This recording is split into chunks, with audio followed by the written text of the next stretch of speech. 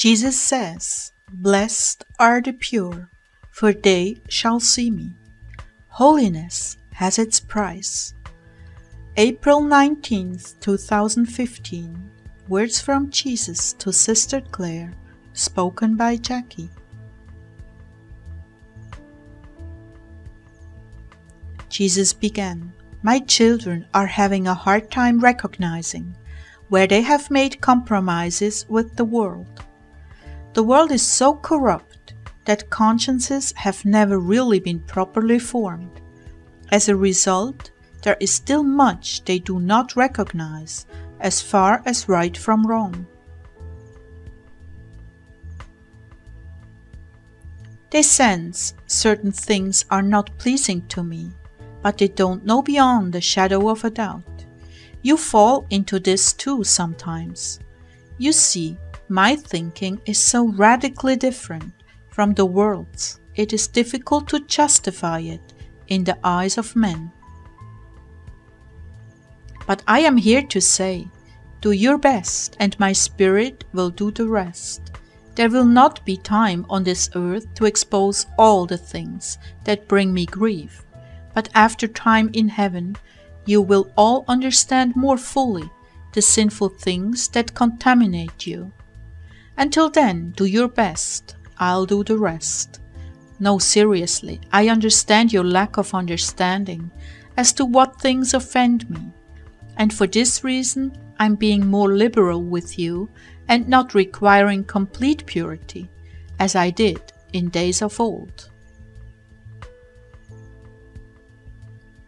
Yes, swimsuits still shame me.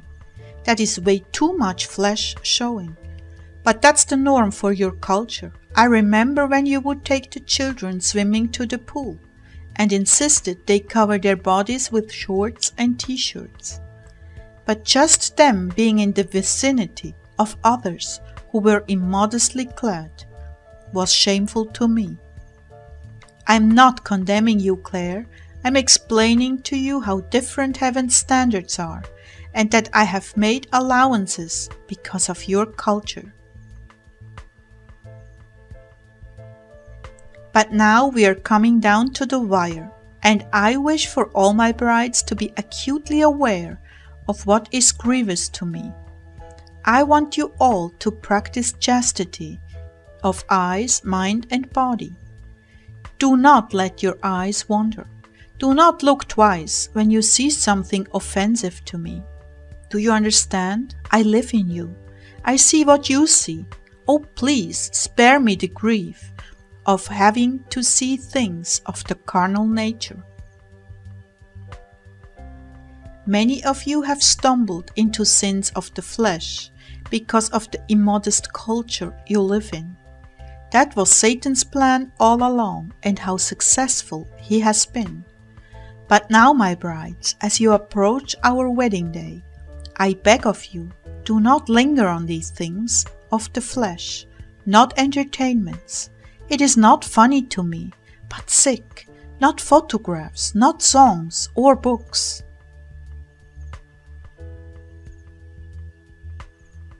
Lord, I know the enemy has unleashed filth like never before. That just seeps into our minds before we recognize what it is. There is no condemnation if you recognize these things in your mind. It is when you dwell on them that you sully yourself. Again, blessed are the pure, for they shall see God. This is an important aspect of communicating with me. I wish for you to push those assaults out of your mind and remain pure. If you do not, they begin to grow and evolve into something much more evil, and before you know it, you are compromised and beyond the boundaries of your self-control. Then it is too late and you fall into sin. I'm telling you all this for your own good. Please, any hint of immorality, impurity, licentiousness, lacking moral restraint, especially in sexual conduct, provocative clothing, shun like a leper. There is a price to pay for holiness, for closeness to me. You will receive more than your fair share of scorn and contempt from relatives when you refuse to watch certain things in movies and TV. Turning your eyes away from filthy things brings an element of conviction to others around you, and they resent it. But you are bearing witness to God within you. You are rejecting moral impurity and setting a higher standard of behavior which many will not go along with. And for those of you who have already fallen into uncleanness or fornication, I say repent and make a resolution to not do it again. Call on me in that hour to strengthen you. Those who willingly give their eyes over to that are far more guilty than those of you who are weak and refuse every opportunity to look, but still find yourselves overpowered. I do not condemn you, but the demons do. They bring on the temptation and give you to think, God will forgive me. Then when you fall, they pour on the condemnation and claim you as their own, bound for hell. You will find that those of you who are harsh and judgmental with others will have a harder time controlling yourself. You see rather than rushing aside. I allow you to fail, so you will have more compassion for your brothers and sisters. I'm calling my children to mercy. Those who show mercy shall themselves be shown mercy, and those who are legalistic, demanding, and critical of others need to learn compassion and humility. And so I allow a degrading habit to bring them to their senses, so they will cease judging others. I do not give birth to these things, but I see the demons getting ready to jump on a soul. And if they have been harsh and critical of others, I do not come to their rescue. The more you downgrade others, the more you can expect to fall. Now, when a soul has had enough and cries out to me to help them, I remind them of their weakness, so they may indeed see themselves on the same level as everyone else. Not better, not smarter, not holier, not more capable, but wretched just like the rest of humanity, needing redemption, needing compassion, needing mercy. And when I see that a proud, arrogant, judgmental soul is beginning to get it, then I step in and help them. Lord, I know I have had a weakness in the area of food, and it seems that whenever I have brought home some little thing that didn't meet with your approval, I would have remorse, and you would give me a reading on humility.